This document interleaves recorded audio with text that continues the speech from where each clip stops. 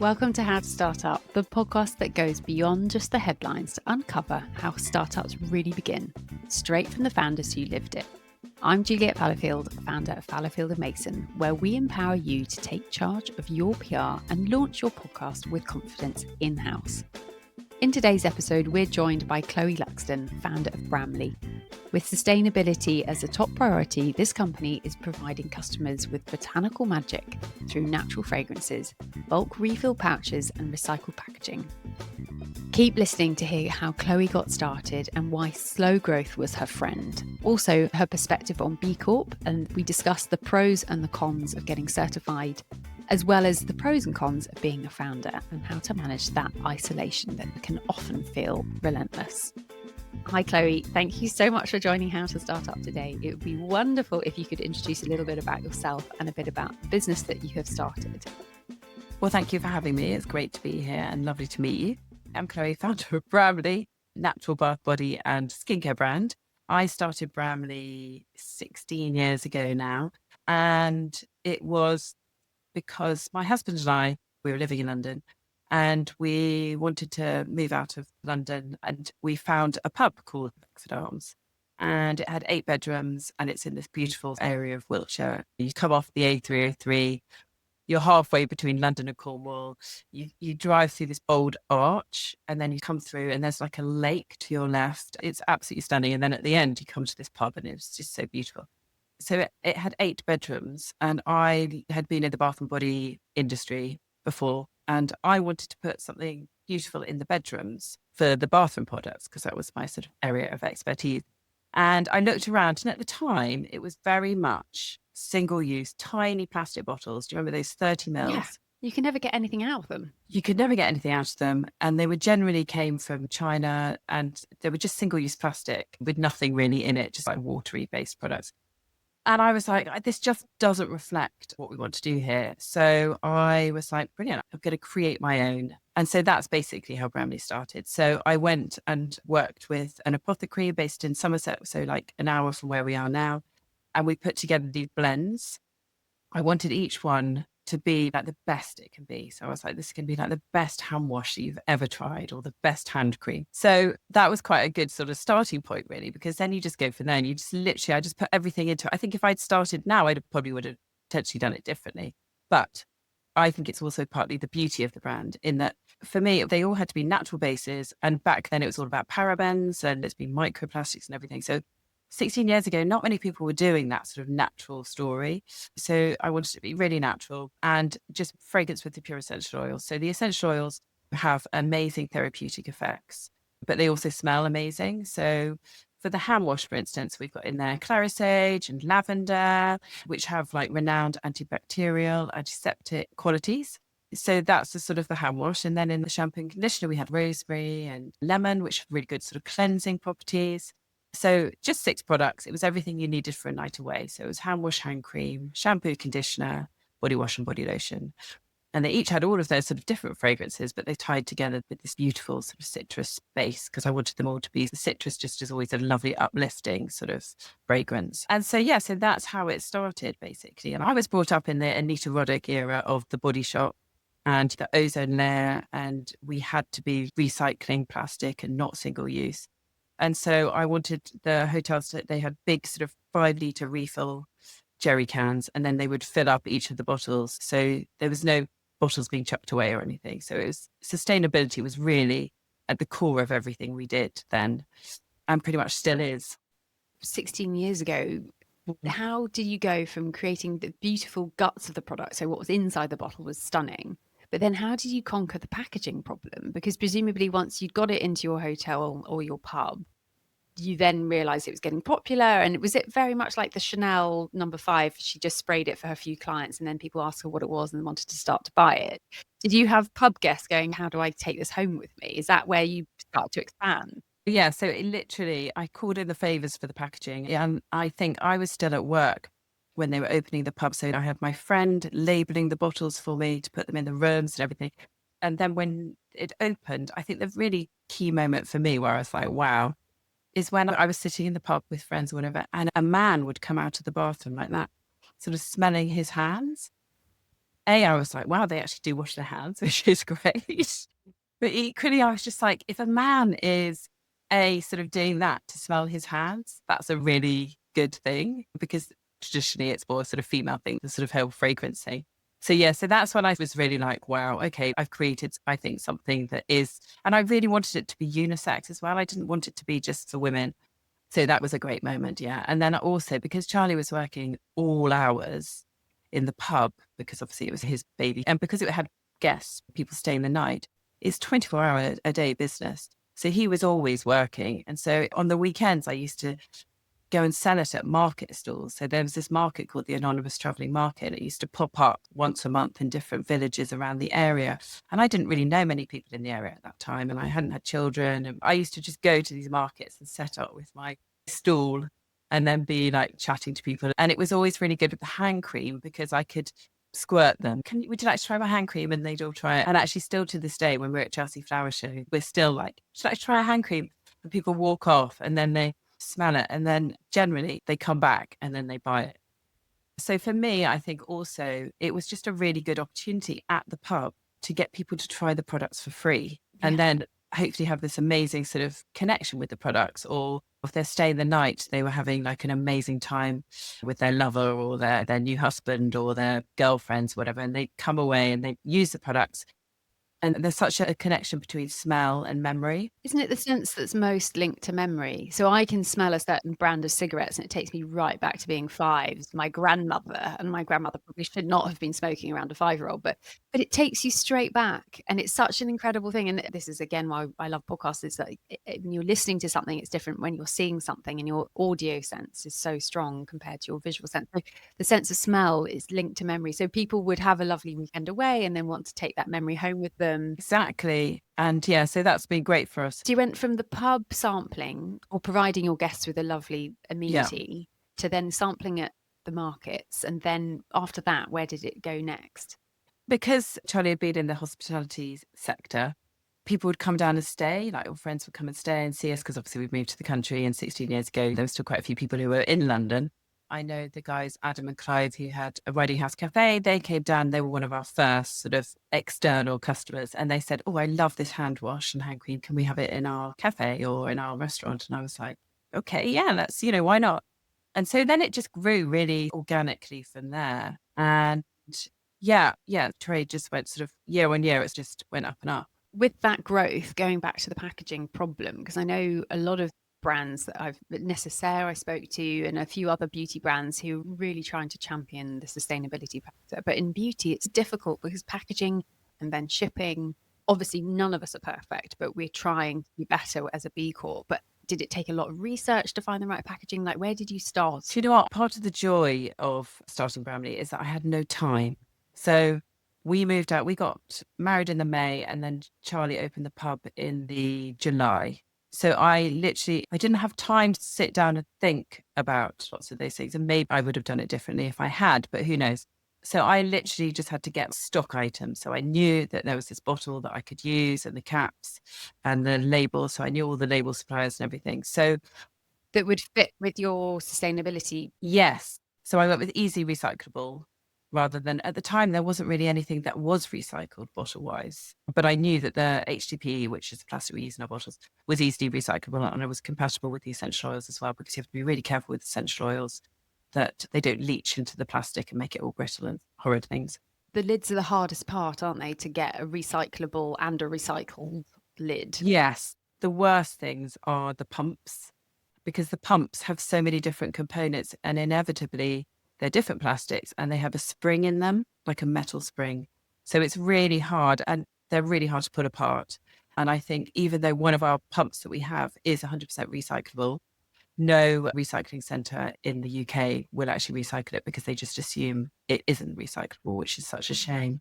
So for us, I've always tried to make sure that everything is easily recyclable. And then always early on, we have sold the 5 litres. You can buy the 5 litres on our website. We also do 1 litres, which are great for sort of family bathrooms. That's what we have upstairs.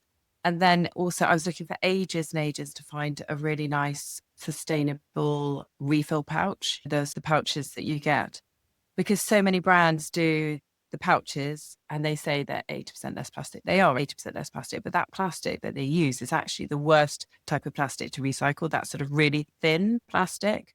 So I was just like, I can't even compromise. And then they have a spout that you have to cut off. And it was just such a barrier for customers to use that. So I then read this article on a newsletter that came through that was about this company who had created this compostable refill pouch, which is just phenomenal. So that's the one we use now. And actually, that's probably one of the fastest growing areas of our company are the compostable refill pouches, which are just brilliant. You just fill out and then you just chuck it on your compost and it will decompose within 37 weeks, I think it is. That's incredible. Yeah. So it's always trying to think about what is the next thing. And, I was talking to another company about other things that we can do. Anyway, yeah, I can go on and on. No, it's great though. But I was going to say, as a founder, and what's so interesting, you said what was good, you didn't have time. Like I spend every day questioning how I'm spending my time because time is the most valuable resource. And I think I say that on every podcast. Money comes and goes, people come and go, clients come and go. It's natural, but time is finite. You think you made a rod for your own back with this sustainable lens on your brand? Do you think you made more work for yourself? And if so, do you think it was worth it? Potentially, yes, because there are other things that I think, gosh, I love that shape of that bottle. But then because that's our sort of ethos and Bramley is very much rooted in sustainability. So it makes it easier in a way because you're actually guided by your sustainability ethos. So it means that you just have to choose the greener way. So actually, it does help, probably. What would you suggest for new founders who are putting their toe into the water of setting up a brand or a product-based brand? What would they do first when they're looking at their sustainability values? Yeah, just always look at what the container's made of. It's another bugbear of mine because glass is obviously and aluminium are really easily recyclable and they have a value to them. So they definitely are always recycled. Whereas plastic obviously is less valuable. But then glass and aluminium, it's like a higher carbon footprint to actually produce the products themselves.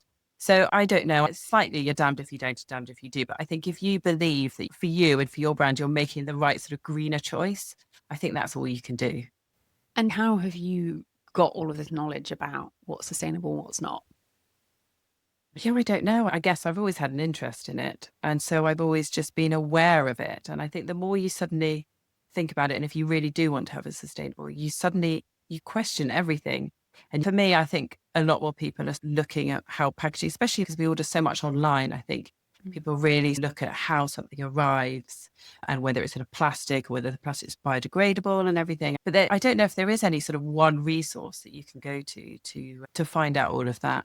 Natural curiosity is so interesting because I think a lot of people say when you work this hard in your own business, you have to be so almost deluded that your business is going to succeed, but you need that drive and that passion to keep going.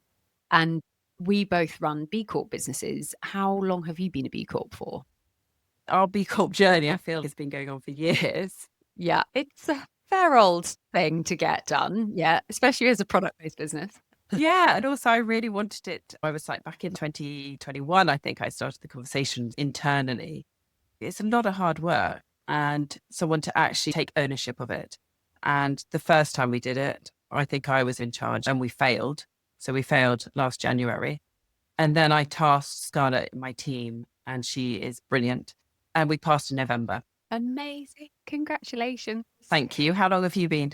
We have been, I think, 2.5 years. Oh gosh, so you're coming up to the new. Yes. And I was going to ask with B Corp, because I very much had a bit of a backlash, the B Corp backlash, I call it, of people going, you're a small business, you're a service-based business, why would you bother? And I retorted I have an older brother, and this tends to be my reaction of 98% of the UK economy is small to medium enterprises and 78% of those are service-based. So if we all became a B Corp, we'd all be better off. But it's getting a lot of flack in the press because there are brands like Evian and Nespresso who are B Corps. And when you do the digging, you can see why they've become certified and they have earned it and they do a lot of regenerative good work. We're taking a quick 30-second break from this episode to ask, are you thinking of starting your own podcast? If so, this is great news because we run a course that will train you how to produce your own podcast yourself. This course is for people who do not want to outsource and pay someone else to do it. You want to learn how to do it yourself. We teach you everything that you need to get up and running with your own podcast show and so much more. Just DM us at hello@Fallowfield to book your spot. But for you, would you recommend B Corp for brands? Have you seen your customers engage with it? Yeah, it's a funny one because I think we did B Corp because I know in my heart that we've been doing the right thing and we do it sustainably, and everything we do is to do good. But actually, it was just a really good checklist to go through, and just it holds you accountable as a business. And there were areas that we were not doing very well in. So obviously, all of the packaging and everything was great. But for us, because we'd grown, relatively slowly but organically with the people, we weren't necessarily doing all the right things there because it had been set up in a different way and more HR, like just all of that sort of the people side of things. We really made some changes to us, and we do volunteer days, and it was really nice to do things like that. I found the framework of it, because I did it because I was like, who am I to start a business? I started overnight off the back of redundancy. I wanted a big brother pat on the back to be like, yes, you are legitimate, you are doing the right things, and you are practicing what you preach. I felt like that certification was something bigger than my small business to tell the world this is a genuine mission. But you're right, the people part was fascinating, all the policies and all the templates. Yes, the breastfeeding policy. And I was like, in a co-working office, how does that work? And then I did laugh that we got points for our middle management tier for being women. I was like, I'm in communications, I should get points for employing men in communications, not women. And it's not perfect, and B Corp will be the first to admit they're not perfect yet, but we're just trying to be better. For you, is it important to your team as well to be certified? Yeah, I think it is actually. There was quite a lot of communication because a lot of them didn't know what it was, but now they're fully behind it. And also for us, from a business point of view, we went to a trade show in Paris in January, and it's universal. So you had the B Corp logo, and the people are like, oh, okay, now I get what you are and who you are. And I think it is I think B Corp's a massive movement, or bigger movement in the UK than anywhere else. But I think hopefully other countries will look at us and see how it's done, because then it will become, ideally, we want everyone in the whole world globally to B Corp, because we all should be putting people and planet before profit, although I keep saying people are profit before planet when I'm talking about it. That's it. I think for anyone listening that doesn't understand B Corp, you can't be a charity to be a B Corp. You have to be a business that makes a profit, because obviously the more successful your business is, the more you can then help people and planet. But profit there's no shame in that. You are striving to have a successful business. And with that, given your product is beautiful and luxurious, have you felt that sustainability or your sustainability values have compromised that luxury offering in any way? Or is actually it's just made it better? Because your packaging is beautiful. You just want to cut it up and make it into a gift card. It's so stunning. What we do is that we try and use, again, like I was saying, sustainability. We just, because it's in us, we then think of other ways that we can turn our packaging into, as you say, Christmas. All our Christmas sets had like lines that you cut out and turn it into a gift tag. And this year the ball has, and we've done it before, where you have the ribbon, but that's like an elastic hair tie. And our, what we call the Bramley Village, our sort of beautiful gift set, which were drawn by Suze Taylor, are all just for people to keep or hand on to their children to play with and stuff. So I think we just hopefully play it to our advantage, really. But yeah, we don't have extra boxes where we don't need them. The hand wash doesn't need a box, because that's just a little too much added sort of luxury or waste, really. Bringing it back to the brand, given that you're 16 years in, and I've seen you for years and years in beautiful places around the country, where is your ambition to take the brand next? We've been really lucky with our partners. I think the first partnership that really helped elevate us was with the Pig Hotels, which was brilliant. How did you broker that? Because I know a lot of brands are desperate to get in with the Pig Group. Well, the first one that they opened, I think it was in 2011 in the New Forest. That was not too far from us. And I just had my son. Maybe it was 2010. I should know when he was born. 2011. And I had him in the May. We thought, gosh, we're going to get away. Having babies is not going to change us. We are just going to do what we want. And so we went, and I think he always slept in the bath, because we were like, we're going to go to the new Pig that's opened. And we went along and it was beautiful and everything was lovely. The menu was 25 miles, everything within 25 miles. And then I went into the shower and I was like, oh my goodness, what's this? And it was this product called Sprout Out. And I could see the sort of whole kitchen garden. You could see the sprouts. You could see where they'd gone with it. But I looked on the back and it was made in the US or something. And I was like, oh my goodness, this is just, well, an opportunity for us. So off brand for them. Quite often amenities, the stuff they put in the rooms is the last thing that hotels think about. I got in touch with Robin and I said, look, you need to have Bramley in your rooms. And he has been like a massive support. You don't ask, you don't get. If you don't ask, you don't get. Exactly. I think definitely becoming self-employed, and you've come from a big brand, I've come from big brands where you're sheltered and you're protected somewhat, but suddenly you're out on your own. And if you don't put your hand up, no one's going to ask you if you're okay or what you need. Or I had a bit of an imposter moment yesterday. I'm trying to practice saying imposter experience, not syndrome. But it's not a syndrome. You cannot be diagnosed with imposter because it's just a feeling. It will pass. And Hamish Mackay-Lewis did an episode on the whole of imposter thing in Founderland. And it's one of our most downloaded episodes. Yeah, I'll have a listen. He's fantastic. And anyway, so yesterday I was looking at, I think it was Laura Jackson, who I admired for a long time with Glassette. And there were a couple of other female founders like, I can't do that. For some reason, I have been quite bullish in the last few years, but for some reason yesterday I was like, oh no, I can't message them. They're like, what's the worst that's going to happen? You message them, they don't reply. So what? You try. That kind of putting yourself out there and making yourself very vulnerable, the sooner you can get more comfortable with that, the better. Because in founder world, that's all you do. And accept that 90% of the time you're going to fail. And that's normal.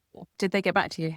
Not yet. And I'm learning to say yet quite a lot, because you do have to also celebrate those small wins. Because I interviewed it was actually the episode after Hamish's, as head of neuroscience at Oxford University, about sleep, and I was like, oh my god, who am I to be asking him questions?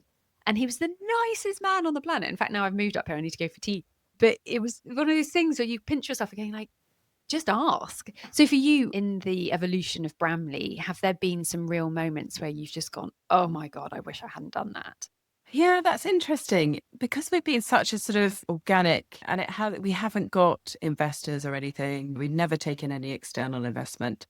So I think that actually helps with the sort of whole, like, how I feel, and maybe I should put myself out there a bit more, but there's nothing really that has made me feel uncomfortable because I haven't had to. There are little things like doing things like this always make you feel slightly like you're having to put your face and voice ahead of the brand, whereas normally when you work for the business is the brand and you're fueling it, where suddenly you're front and center. Like, I completely get what you mean. And everyone eye rolls, oh, you do a podcast. I was like, it does really well, it's actually quite good. But are there any sort of clangers that you could advise other founders to avoid? No, I think actually I found, and definitely more recently, that actually putting yourself out there, and also there's quite a big movement in the female founders side of things. But it does feel slightly unfair because to the men at this point, because there's loads going on in the female founder space. And especially I don't know if you've come across this community called By Women Built, set up by Sahar Hashemi, who started Coffee Republic. And years ago, I read her book, How to Be an Entrepreneur. And anyway, she has done this amazing thing for female founders, which is of product services. So it's quite niche. I think it will probably be extended out into services as well and everything. And it's basically for female founders. And I think there's about maybe 3,000 now on that sort of community. And it's just such a lovely space to share advice, tips and everything. I actually think it's a really nice time for female founders and hopefully for male founders. But I think there's some statistic like for every pound spent invested in companies, only 2p of that pound is invested in female founded companies. And 0.05% in Black female founders. And 250 billion will be added to our economy if more women were encouraged to start businesses at the same rate of men. It's the Alison Rose review that I see a lot of people quote, saying that women create more empathetic, community-led businesses, and actually our whole economy, everyone in the country will be better off if women start businesses at the same rate as men. So is there anything you would want to say to a future female founder about starting a business or a brand? I would just say, obviously it goes for any founder, but sort of know your customer. I started Bramley knowing that The Beckford Arms was my customer. So I could literally, if it all else failed, I had a customer. I could just quietly get rid of it through the pub if I needed to. But I think it's really important to know your customer, and actually the product is so important. And so no matter how big and beautiful it looks like on the outside, the actual product on the inside really has to work, because that's what people will come back to and buy again. So interesting you say that. A lot of people say that with podcasting. They say, well, how do I grow my podcast? Like, how many more Instagram reels should I do? I'm like, just make the conversation really good. So when people listen to it, they want to share it. That's all you need to do. Yes, Instagram, yes, LinkedIn. And when we produce podcasts for clients, we're like, we can halo effect it and really help support it with those. But if you make the conversation in the podcast excellent, that is all you need to do. Exactly. Just make sure the product itself is just beautiful and will speak for itself, really. And then I always do say go for it, because for me, it's just been such an amazing journey. And it's just been, especially I think as a mother, it's been really freeing and amazing, really. I don't regret it ever for a moment. What would you say are the biggest highs and the biggest lows in being your own boss?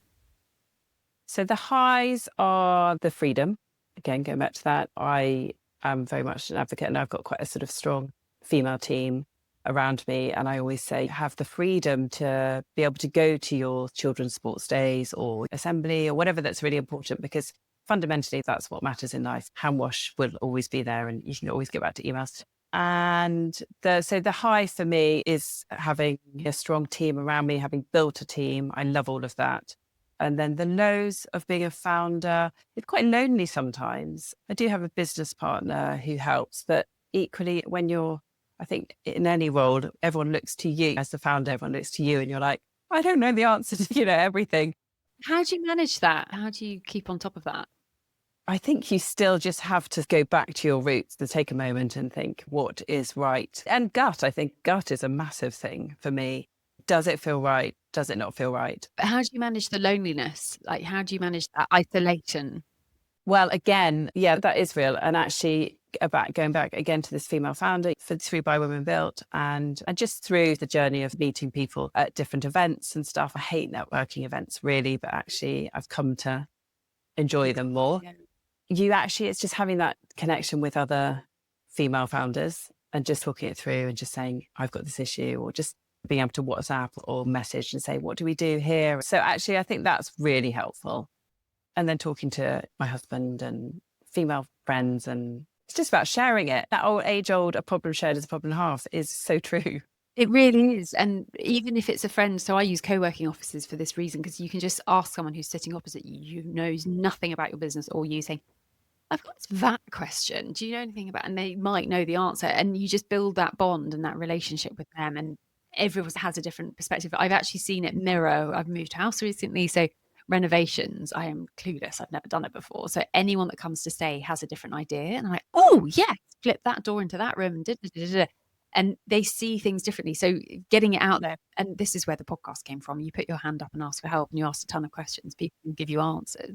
But that isolated thing, I think people don't talk about enough. And I've managed to pick a craft, podcasting, that tends to be one way. You put a lot of content out, you don't get the feedback immediately. It's not like a live audience. So if anybody's listening and enjoying this conversation, please rate and review the podcast, because otherwise that's also funny. You can see the download numbers, but you're just like, who even are you? Because this data is so protected in podcasting. But any other lows that you'd highlight? In general, of being a founder? Yeah. No, I just think actually it is, apart from, the sort of everything's on you. Obviously, that is like pressure that if everything went wrong tomorrow, you've got people, we've got a team of 20 and they're sort of all reliant on you. But I try not to focus too much on that, because then I think you literally would be like panic mode. So no, I think actually it's a really liberating thing to do. Yeah, I'd highly recommend it. Excellent. And we have a question from our previous guest who asked, if you could turn back time, what would you do differently? Yes, I was thinking about this, and I actually think I'm really lucky that hindsight is a beautiful thing. I think I didn't realize at the time when I started that what Bramley would become. So I'm actually quite relieved that you can't see in the future, or if I could turn back time, what would I have done differently? Maybe I'd have chosen a different bottle, but that's about it. And now our bottle is in it's in brackets in lots of pubs. So we can't really change the bottle because people have invested into the brackets. And sometimes I think, oh gosh, I'd love to have a different sort of shaped bottle. But at the time, it is what it is. And it's worked brilliantly for us. Well, I like what you said also about this sort of slow growth, the trajectory.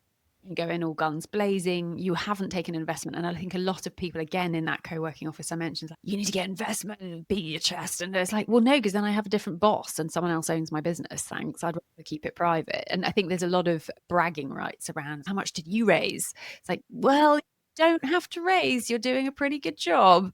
And I think we are lucky. And then lots of people I have spoken to actually who do have investment are like, just don't go there. If you get a bad one or you have a terrible relationship, it could completely destroy your soul in a way. Your everyday life would become accountable. And I'm not saying that we will never take investment, because potentially we will if we want to grow. But I just would be very careful, I think, about who we went with. And what would your question be for our next guest? It's Rachel Harris, who's the accountant she on Instagram, who's now just appointed Stylist's first financial columnist, and she does amazing content for business owners. Oh my God, I do need to follow her. What I quite like is, does she have any sort of saying or quote that she lives by or that sort of really resonates with her? Like, I always think, find a job that you love and then you'll never work a day in your life, because that for me is how I feel. Yeah. Well, that's it. When you're drawn, I'm such a nerd. When I know it's a podcast editing day, I'm like, yes, get me to my desk. And then same with accounting. So I actually really love my numbers and doing all those, because in PR and podcasting, you don't really get access to numbers that often. So it's quite fun. But I think when you find that flow state and you get in the zone of that piece of work that you love, you want to do it. And then you have to learn to boundary yourself and switch off and have downtime outside of work. But it's a nice problem to have, that you're going to work and you love it. That's brilliant. And then it isn't work. So it's a win-win. It's a joy. Thank you so much, Chloë. It's been wonderful chatting to you. It's been lovely to meet you. Thank you. If you'd like to contact Chloë, you can find all of her details in the show notes, along with a recap of the advice that she has so kindly shared. And tune in next week to hear Rachel Harris, founder of StriveX and accountant she, to answer Chloe's question on her favourite expression.